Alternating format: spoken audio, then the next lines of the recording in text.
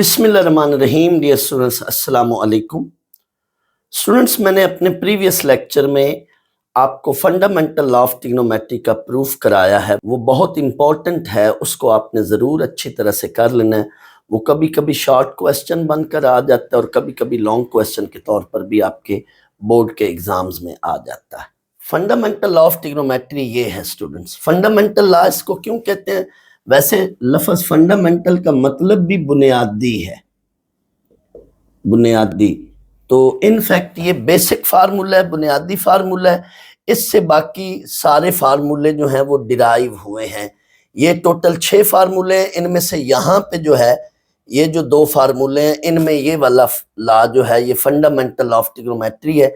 बाकी सारे लॉज या बाकी सारे फार्मूलाज जो हैं ये इससे डिराइव हुए हैं, इससे बने हैं। आप अपनी बुक का पेज 209 और 2010 देखें तो वहां पे ये सारी डिराइवेशन बाकी फार्मूलाज की आपको मिल जाएगी, नजर आ जाएगी। इनफैक्ट ये वाला जो लॉ है ये पेज नंबर 208 पे इसका प्रूफ पड़ा है और 209 और 210 पेज पर बाकी फार्मूलाज की डिराइवेशन इससे बुक पर मौजूद है। वो आप देख लेना, आपको समझ आ जाएगी। आज हम इन 6 फार्मूलाज से मजीद कुछ और फार्मूलाज डिराइव करने लगे हैं जिनका नाम है डबल एंगल आइडेंटिटीज। इनकी डिराइवेशंस हमने करनी है और ये डिराइवेशंस इन्हीं फार्मूलाज से होगी। इन्हीं फार्मूलाज से हम डिराइवेशन करेंगे। तो पहला फार्मूला है डबल एंगल आइडेंटिटी का, sine 2 alpha is equal to 2 sine alpha cos alpha. ये बच्चों हमने प्रूव करना है, डिराइव करना है। स्टूडेंट्स, चूंकि फार्मूला साइन का है, दैट्स वाई हम साइन अल्फा प्लस बीटा का फार्मूला लेते हैं। वहां से we know that sine alpha plus beta that is equal to, आप सबको पता है, sine alpha cos beta plus cos alpha sine beta. आप मेरा उन फार्मूलाज का बेसिक लेक्चर जो है वो देखिएगा, उसमें मैंने फार्मूलाज को याद करने की टिप्स एंड ट्रिक्स बताई हैं। ये मेरा लेक्चर 8.1 से पहले पड़ा हुआ है, आप उसको देखिएगा तो इन फार्मूलाज को आपको बड़ा आराम से आसानी के साथ ये याद आ जाएंगे, कर लेंगे आप। तो मैंने पहले इसके लिए ये फार्मूला स्टार्ट किया है। चूंकि यहाँ पे साइन फंक्शन है, that's Y sign alpha plus beta का फार्मूला लिया मैंने। अब आप थोड़ी देर के लिए यहाँ पे आपको समझाने की खातिर मैं ब्रैकेट ले रहा हूं, तो आप इसका और इसका कंपैरिजन कर लें, इसको और इसको देख लें। हमने बनानी ये शय है, ये वैल्यू बनानी है, लेकिन यहाँ अंदर अल्फा प्लस बीटा है। तो 2 अल्फा बनाने के लिए अंदर यहाँ पे ब्रैकेट में 2 अल्फा बनाने के लिए हम क्या करेंगे, यहाँ पे बीटा की जगह अल्फा पुट कर देंगे, अल्फा रिप्लेस कर देंगे। इस पूरे फार्मूले में मैं ये वैल्यू बनाने के लिए या लाने के लिए मैं क्या करूंगा, put beta equal to alpha. इसमें सारे में आप बीटा की जगह अल्फा पुट कर दें। पूरे एक्सप्रेशन में जहां जहां बीटा है उधर आपने अब क्या पुट कर देना है, अल्फा।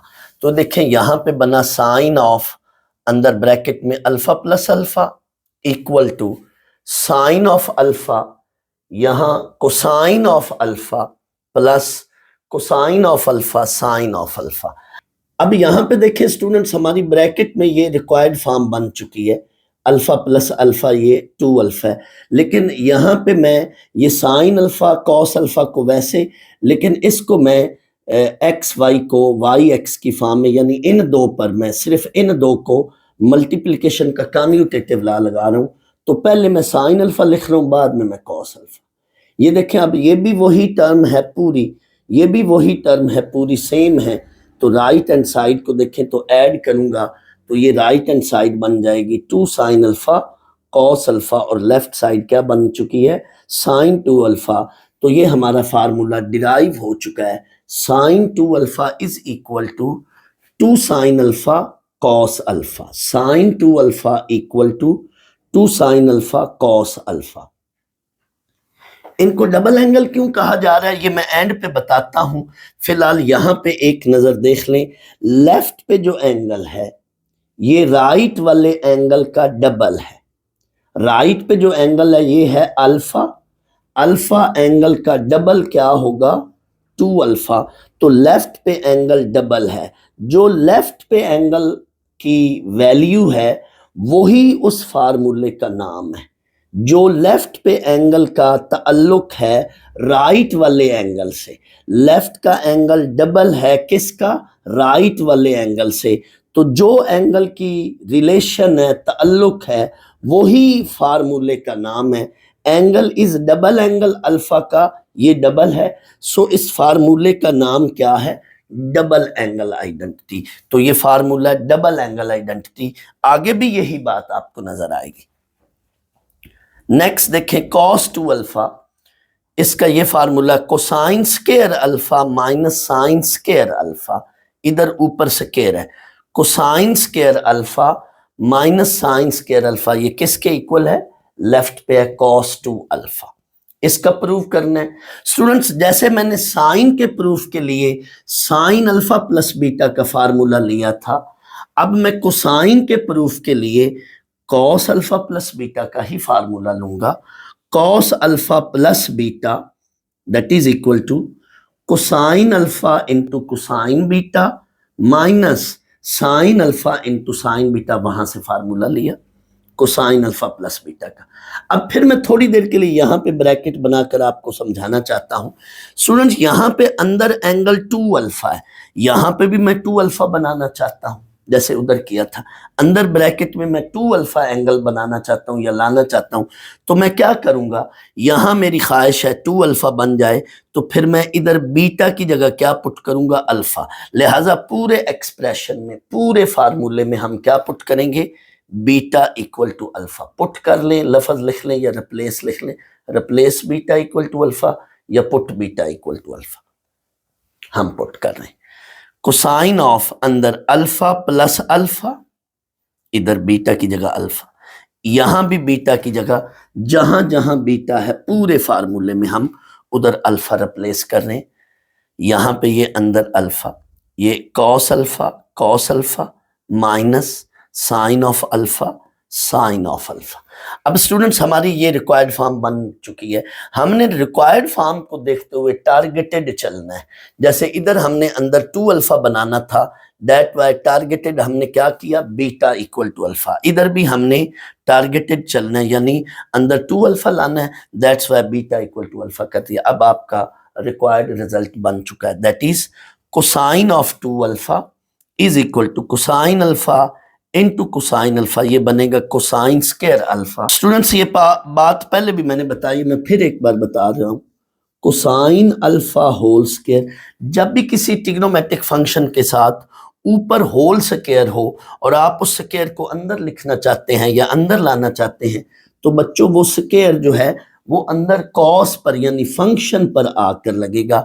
बाज बच्चे कहते हैं यहाँ पे हम एंगल पे भी स्क्वायर लिखेंगे, नहीं, ये कोसाइन ऑफ अल्फा ये एक चीज है, जब हम इसका स्क्वायर अंदर लाएंगे तो ये फंक्शन पर स्क्वायर बनेगा।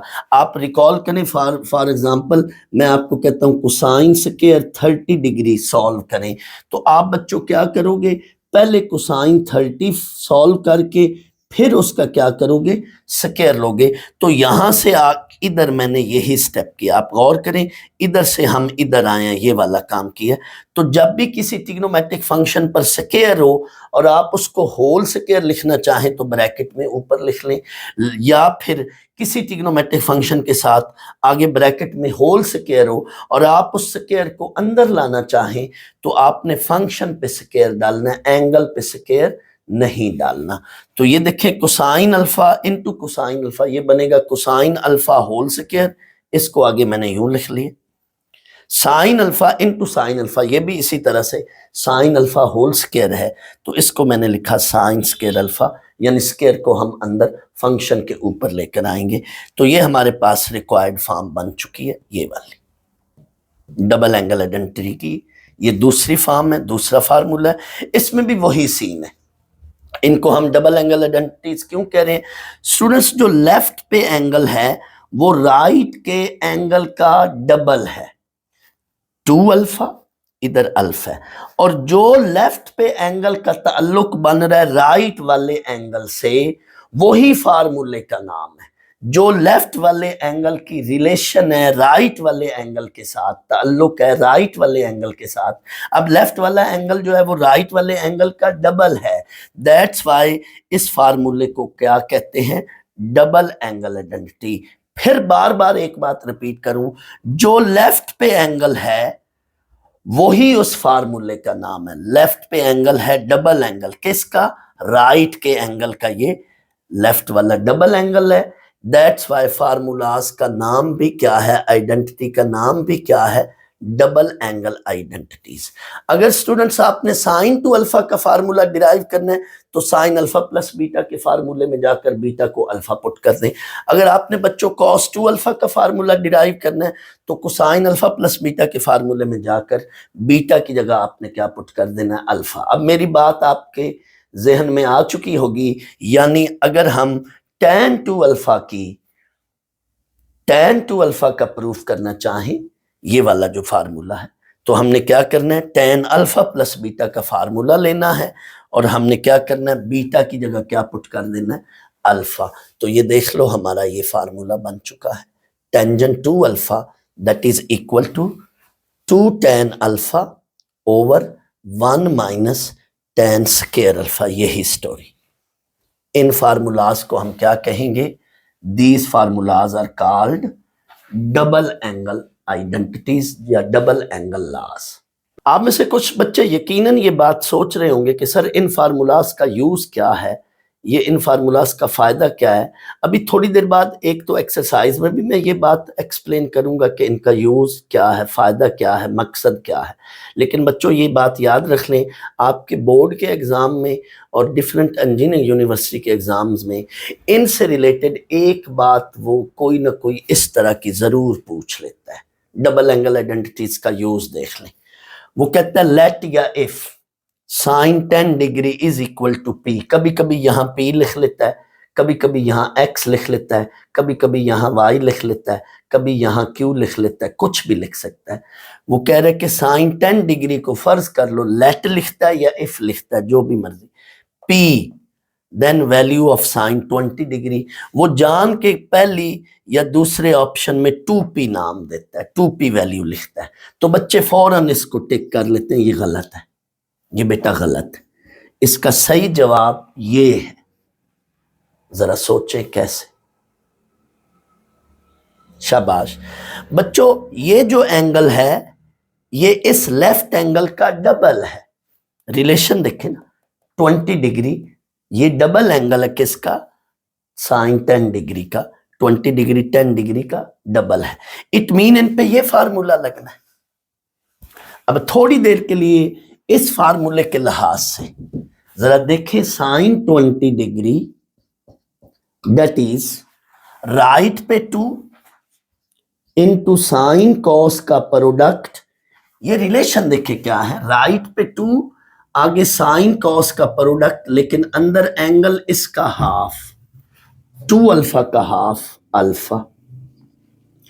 अब 20 डिग्री का हाफ क्या होगा, दैट इज 10 डिग्री। अब आपको बच्चों साइन 10 डिग्री तो गिवन है, सवाल ये पैदा होता है कि कॉस 10 डिग्री कैसे निकालें। तो ये स्टूडेंट्स आपके पास एक आइडेंटिटी है, sine square theta plus cos square theta that is 1।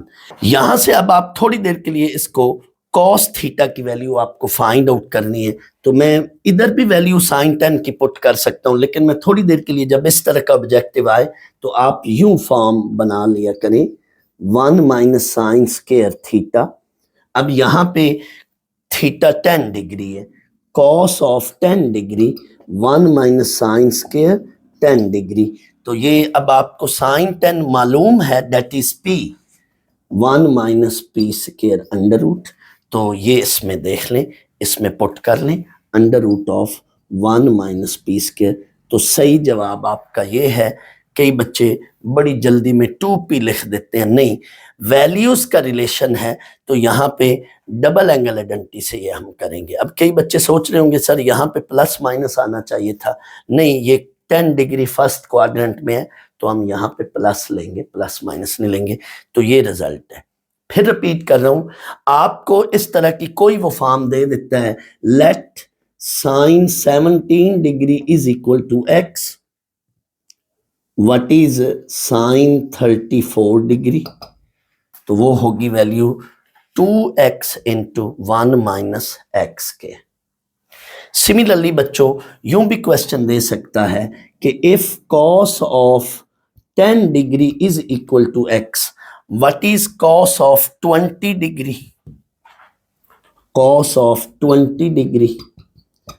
तो यहां पे अब हम cos 20 डिग्री कैसे बनाएंगे, निकालेंगे स्टूडेंट्स, इसी तरह से जैसे ये फार्मूला है cosine 2 alpha cos square alpha minus sine square alpha, तो राइट पे एंगल का हाफ है, इस लिहाज से ये क्या बनेगा cosine square 10 degree minus sine square 10 degree.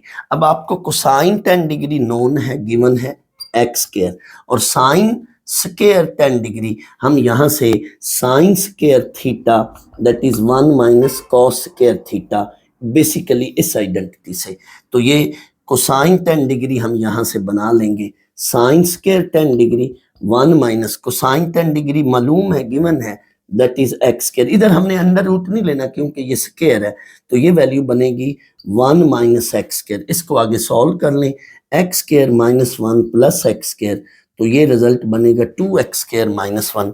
ये देखो cos 20 डिग्री की हमने वैल्यू यहां से बना ली डबल एंगल आइडेंटिटी की हेल्प से। तो अभी बच्चों मैंने इन फार्मूलाज को दोबारा अभी मैं लिखूंगा, इनको याद करने की ट्रिक या टिप भी बताऊंगा, और इनका यूज मजीद हम क्वेश्चन नंबर 1 एंड 2 में करेंगे एक्सरसाइज 8.2 के अंदर। बच्चों ये डबल एंगल आइडेंटिटीज के फार्मूलाज आपको याद करने हैं। Sine 2 alpha that is 2 sine alpha cos alpha, cos 2 alpha that is cos square alpha minus sine square alpha. Left पे एंगल डबल है और राइट पे उसका हाफ है तीनों फार्मूलाज में। And tangent 2 alpha that is 2 tan alpha over 1 minus tan square alpha. ये तीन फार्मूले आपको याद करने हैं। इनकी हेल्प से अब हम क्वेश्चन करते हैं एक्सरसाइज 8.2 का। पहले मैं क्वेश्चन नंबर 2 कराऊंगा, फिर मैं क्वेश्चन नंबर 1 कराऊंगा। क्वेश्चन 2 में हमें कहा जा रहा है if sine alpha equal to Y and alpha is in quadrant 2, वो कहते हैं एंगल अल्फा जो है वो सेकंड क्वाड्रेंट में है, find expression for sine 2 alpha cos 2 alpha and tan 2 alpha in terms of Y. Y की फॉर्म में आंसर लाना है किस किस का, sine 2 alpha cos 2 alpha and tan 2 alpha का। इन तीनों का जो जवाब है वो y की फॉर्म में लाना है, हमें ये कहा जा रहा है तीनों का जो आंसर है वो y की फॉर्म में लाना है। तो आए हम क्वेश्चन शुरू करते हैं। साइन अल्फा की वैल्यू हमें गिवन है दैट इज y। हम पहले बच्चों ये आइडेंटिटी लगाएंगे और हम कोसाइन अल्फा की वैल्यू फाइंड आउट करेंगे। Cosine alpha that is equal to under root of 1 minus Y square, साथ प्लस माइनस है, लेकिन चूंकि क्वाड्रेंट सेकंड है, सेकंड क्वाड्रेंट में कॉस क्या होता है नेगेटिव, तो हम पॉजिटिव को क्या करेंगे नेग्लेक्ट कर देंगे। ये जो काम किया है बच्चों आप एक्सरसाइज 8.1 के अंदर आप जाकर मेरा लेक्चर देखें, जो मैंने क्वेश्चन 5 से लेकर 9 तक जो हमने क्वेश्चन किए हैं उनमें यही काम किया। हमने आइडेंटिटी लगाकर हम आइडेंटिटी लगाकर जो मिसिंग फंक्शन होता है, जो फंक्शन नहीं दिया होता, उसकी वैल्यू निकालते हैं। अब हम स्टूडेंट्स फार्मूला लगाएंगे। अब हम फार्मूले की हेल्प से, उधर हम साइन अल्फा प्लस बीटा या कॉस अल्फा प्लस बीटा या tan अल्फा प्लस बीटा का फार्मूला लगाते थे, इधर आज हम ये डबल एंगल आइडेंटिटीज के फार्मूलाज लगाएंगे। आप मेरा अगर ये वाला लेक्चर देखेंगे तो इस प्रोसेस की या इस मेथड की आपको बड़े आराम से समझ आ जाएगी। तो अब ये देखें मैंने आइडेंटिटी लगाकर ये वैल्यूज दोनों निकाल ली। अब बच्चों हम साइन 2 अल्फा का फार्मूला लगाएंगे। उसने हमें sine 2 alpha and cos 2 alpha and tan 2 alpha की वैल्यू मांगी है, तो sine 2 alpha that is 2 sine alpha cos alpha, इसमें वैल्यूज ये पुट कर दें, दोनों वैल्यूज, ये हमें साइन 2 अल्फा का आंसर मिल गया। नेक्स्ट हम कॉस 2 अल्फा का फार्मूला लगाएंगे, cos square alpha minus sine square alpha, इसमें भी बच्चों यही दो वैल्यूज हम पुट करेंगे, हमें ये cos 2 अल्फा का आंसर मिल जाएगा। नेक्स्ट टेंजेंट 2 अल्फा का आंसर या वैल्यू निकालनी है।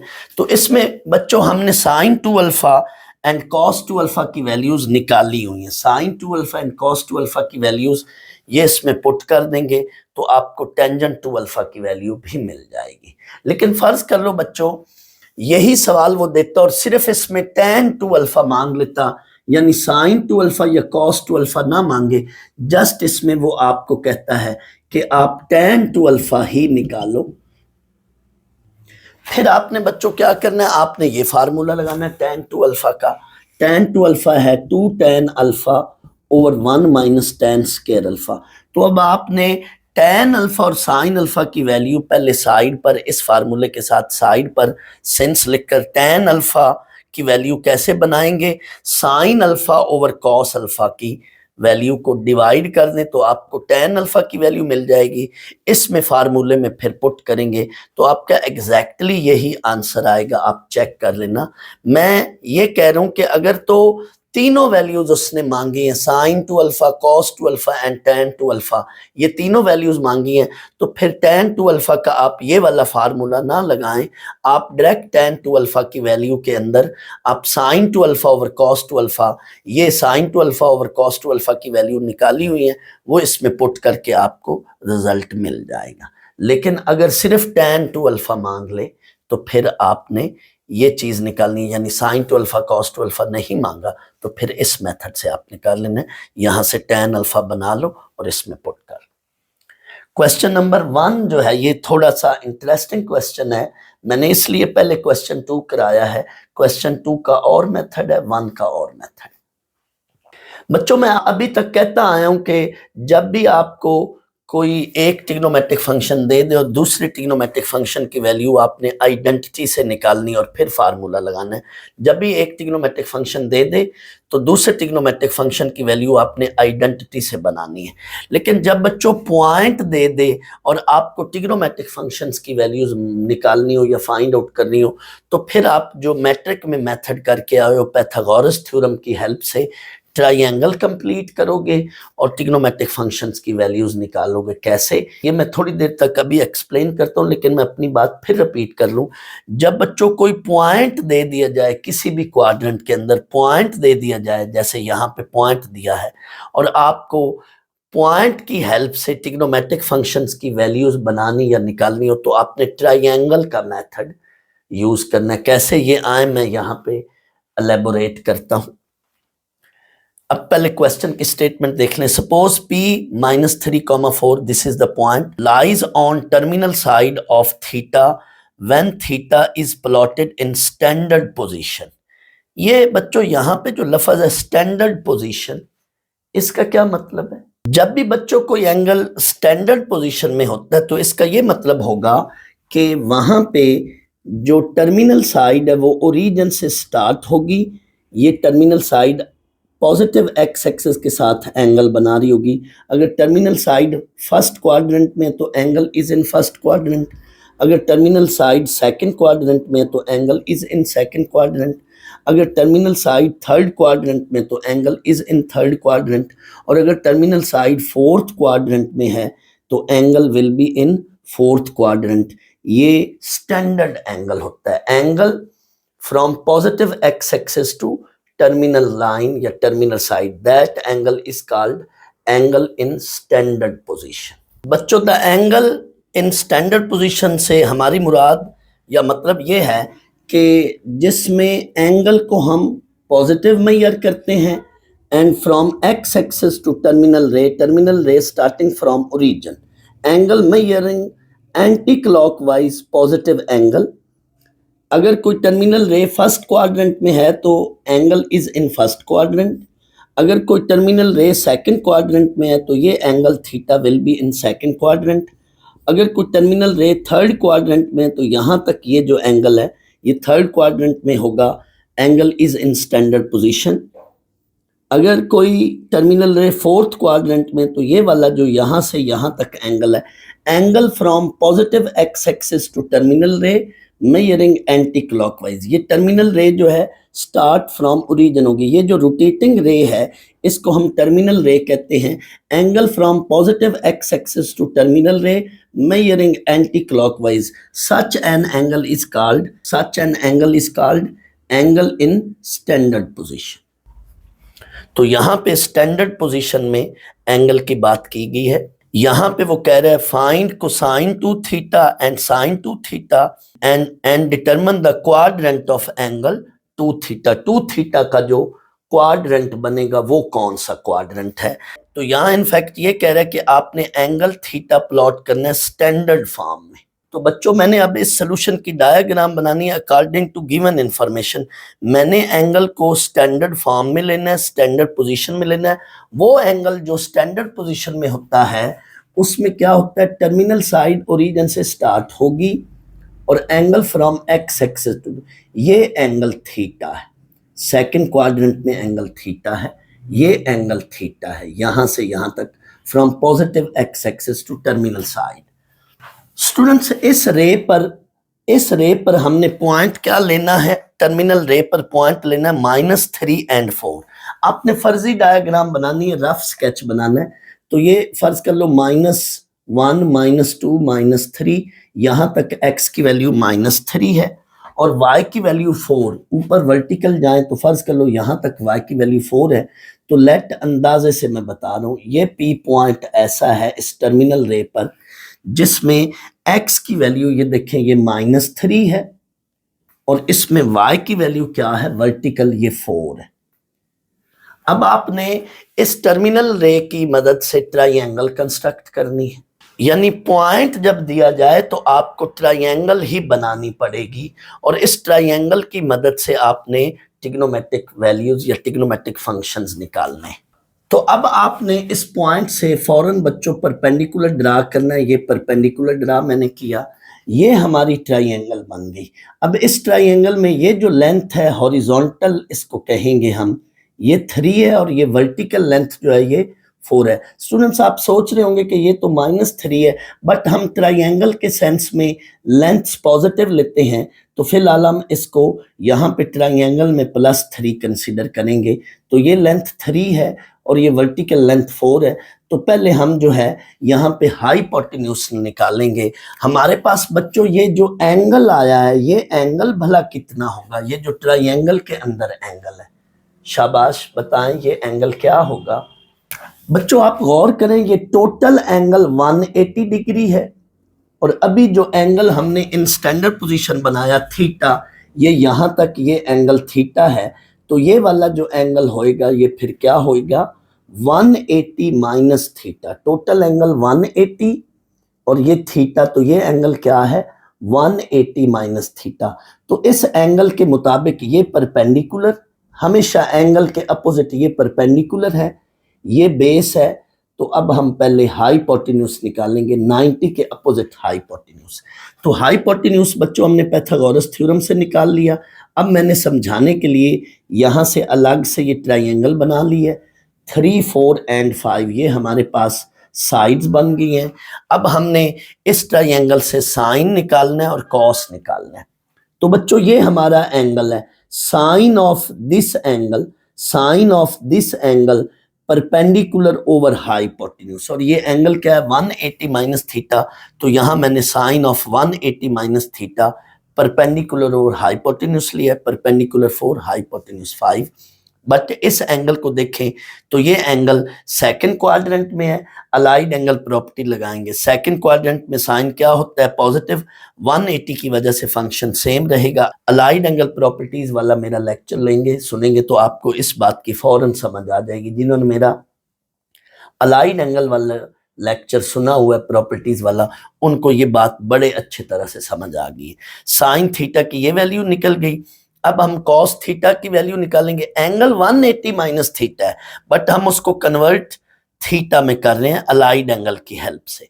अब cosine of this angle base over hypotenuse, but इस एंगल को भी हमने थीटा में कन्वर्ट करना है। अलाइड एंगल प्रॉपर्टीज की मदद से हमने इस वैल्यू को देखें तो ये हमारे पास ये बनेगी सेकंड क्वाड्रेंट।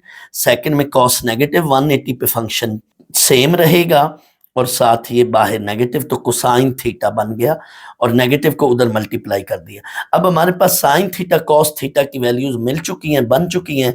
अब उसने हमें मांगी है values sine 2 theta and cos 2 theta. तो पहले मैंने साइन 2 थीटा की वैल्यू निकाली है, फिर मैंने कॉस 2 थीटा की वैल्यू निकाली है। इधर उसने पहले कॉस 2 थीटा मांगा, फिर साइन 2 थीटा, तो कोई मसला या फर्क नहीं है। मैंने पहले साइन 2 थीटा की वैल्यू निकाली है। अब इसी पैटर्न से आगे सारा वही पैटर्न, फार्मूला लगाया डबल एंगल आइडेंटिटी का और वैल्यूज पुट की, और कॉस 2 थीटा का फार्मूला लगाया और ये वैल्यूज पुट की।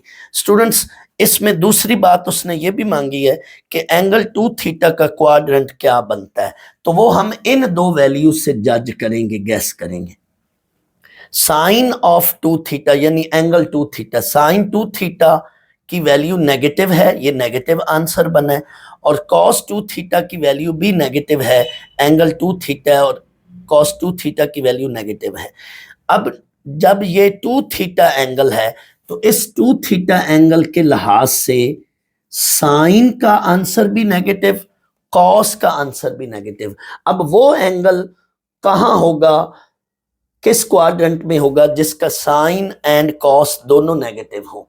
अब जब साइन एंड कॉस दोनों नेगेटिव हो तो वो बच्चों थर्ड क्वाड्रेंट बनता है, क्योंकि थर्ड में tan पॉजिटिव है, साइन एंड कॉस क्या होते हैं, नेगेटिव। लिहाजा ये वाला जो एंगल 2 थीटा है ये थर्ड क्वाड्रेंट में लाई करेगा। तो यही बात मैंने लिखी है, here both of sine 2 theta and cos theta, both are sine 2 theta cos theta, these are negative values, so the angle 2 theta will lie in third quadrant.